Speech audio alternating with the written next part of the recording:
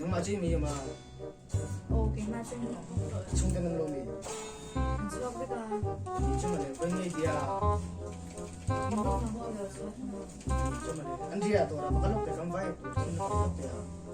Thế rồi biết à? na Anh đi đấy. paisa pai paisa pai lo Check sang đi chiếc cái này xí. va pa mi lo mo ka mi lo ni Là đi bốc rồi là mày à? Không biết ngày thường. chu chen te ai mi ka mi te Nhìn nó về sai xí. ve kam te ko game ni shi shi ka ya cái con chưa sử dụng cái này chu shi sa da xuyên mất rồi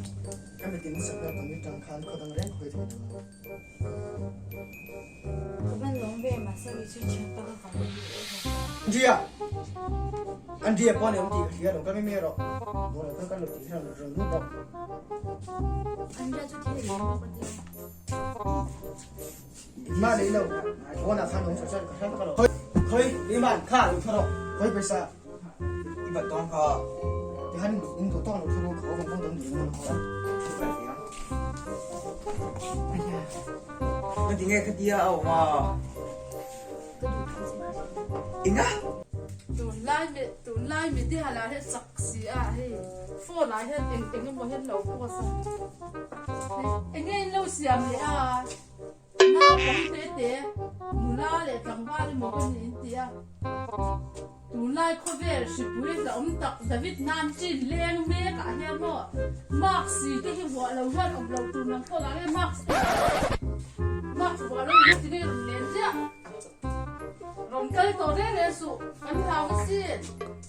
David Nam chỉ nhớ lâu tặc là ông em sim vắng vắng đâu hay cũng đã có lúng rất mà thế sang à và thế David 19 a positive anti le to hay red zone à tên quang le to aden giặc lúc tục trong cái nó coi cả sẽ là về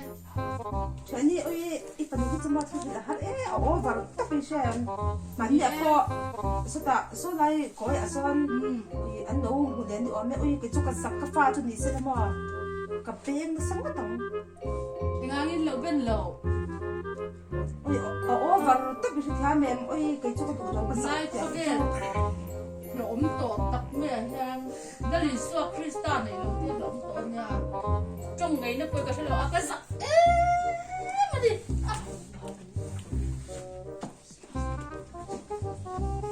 nam sa te ko ni se la yom dan ri jet te hi sim vang vang che adu ra la chi din vang re le na la anh nuôi cha hay bố cái mò giúp bố lúc hệ anh tiếng sim la ko le na ko yi ya ba Ting i dai fu hi on fe ni se ching tak tak ki da fe apa lo mau phật bỏ xe ni ki chu ka sak à giả thang đi có về đi chứ mà a thu shim shima in nu pa hen in khom tut tut in fa in shwa in dum ka si lo oi an du ma hen ka chu ka sak Hãy subscribe cho kênh Ghiền Mì Gõ để không bỏ lỡ những video hấp dẫn